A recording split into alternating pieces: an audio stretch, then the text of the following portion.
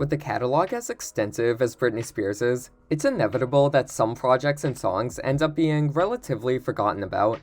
Her 2005 EP, Britney and Kevin Chaotic, sadly falls into that category. While it's far from her best work, it is an interesting piece of her career that doesn't get discussed too much nowadays. Before I discuss the record itself, let's establish where she was in her career and why this EP came about in the first place. In 2004, Britney went through a lot that would actually end up changing her life forever. While shooting the music video for her song Outrageous, she fell and suffered a severe knee injury, which forced her to cancel the remaining dates of her Onyx Hotel tour. Not only was the tour done, but a planned TV miniseries documenting the tour, called Entourage, was scrapped, despite some footage already being shot. Soon after this, Brit announced her engagement to dancer Kevin Federline, and the two got married in September of that year. In October, she announced she'd be taking a career hiatus to focus on starting a family, though that definitely didn't mean the public wouldn't be seeing her anymore, as she decided to do a reality show documenting her and Kevin's relationship.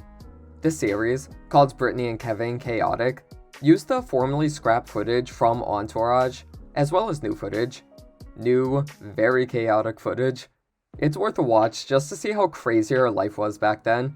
Plus, it's only 5 episodes, so it's not a big time commitment either. I love seeing Britney just being herself and living her day-to-day life, and this show definitely offers a glimpse into that. The show aired in May through June of 2005, and was released on DVD in September 2005.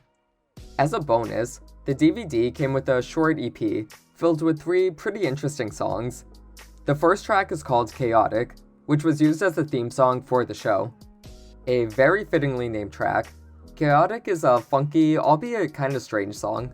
Britney's spoken delivery, along with a bouncy synth production, makes it a pretty unique track, but definitely one only Britney could pull off. I always say the girl doesn't get enough credit for how genuinely weird some of her music is, and this is definitely a good example of that.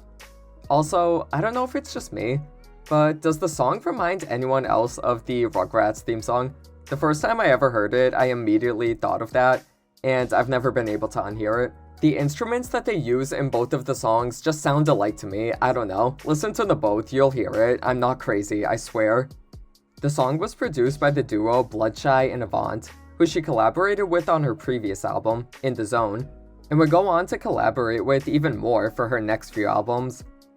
The song was apparently meant to be on In the Zone, but was replaced by Brave New Girl instead. I don't know if it would have made total sense on that album, so I can't see why it was left off, but it's nice that it got an official release anyways. The next song, Someday I Will Understand, is a ballad written about her then unborn first child. It was written and composed by Britney herself, 2 weeks before discovering she was pregnant, which gives the song kind of a mystical quality, at least to me. I'm a sucker for a well-done baby ballad, even if they can be supremely cheesy, but I don't think this one is. Britney's genuine love for her kid is palpable throughout the song, and the luscious production complements her sweet and vulnerable performance. It's a pretty underrated track, and kind of an outlier in her catalog. She doesn't tend to do super personal songs like this, so when she does, they hit even harder. Someday was released as the only single from the EP, and even then it wasn't released as a single in the US. Understandably so, as she most likely didn't want to do tons of promotion for it, since she was focusing on starting a family. Despite that, a video was made, and premiered during the last episode of the show. This video is gorgeous, by the way. She looks absolutely stunning as always, and the black and white cinematography gives it a timeless feel. It's definitely not what you'd expect from a Britney video, since she tends to have more over-the-top concepts and visuals, but that's why it works so well. This wasn't Britney Spears the pop star, this was Britney Spears the person, and soon-to-be mother. And my emotional ass can't help getting choked up every time I watch it. The final song, Mona Lisa, has a pretty interesting backstory. In December 2004, Britney made a surprise appearance, by herself, to the Kiss FM radio station in LA to premiere the song, stating it would be the lead single for the next album, called The Original Doll, which she said would be released before summertime 2005. This obviously didn't happen, and her label, Jive Records, quickly made a statement saying no album was scheduled, and that Mona Lisa wasn't going to be sent to radio. This version of Mona Lisa that she debuted on Kiss FM was notably rougher and darker than anything she'd done before, with lyrics about the fall of a legend called Mona Lisa, and how everyone was watching it. Add this to the pile of eerily prophetic Britney songs, along with Lucky and Overprotected.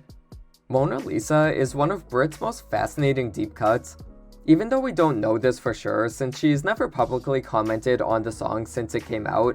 It's safe to assume it was inspired by the craziness of her life at the time, and how she felt like she was being used as tabloid fodder for people's entertainment. The lyrics were altered in the final release to be a little less foreboding, and the production was cleaned up, but regardless, it stands as one of her gloomiest tracks. It's still unclear if her decision to play such a rough demo to potentially thousands of people was really meant to promote a new album, or if it was a case of Britney going rogue to show her label they couldn't control her. My conspiracy theory is that there was never an original Doll album. I mean, just 2 months prior to this announcement, she said she was going on hiatus, and by January 2005, she was pregnant. Why would she want to promote a whole new era as she was starting a family? I think she was making music, as evidenced by this letter that she left on her website from the time, but I think she was doing that more as a creative outlet. I also think her decision to randomly announce an album was more of a screw you to the people telling her what to do, which wouldn't be shocking from Britney. She's got way more of a backbone than people give her credit for, and she also discusses her feelings of being controlled in that letter. Given Mona Lisa's raw sound and dark lyrics, I'm assuming Britney didn't want her label hearing it before she debuted it, and that's why she did it on her own. This is all my speculation, of course, but I feel like that's not too far off from the truth. Mona Lisa was the final track on the EP in the US, though another song, called Over to You Now, was released as a UK and Japanese bonus track. And let me tell you, this song is a ride.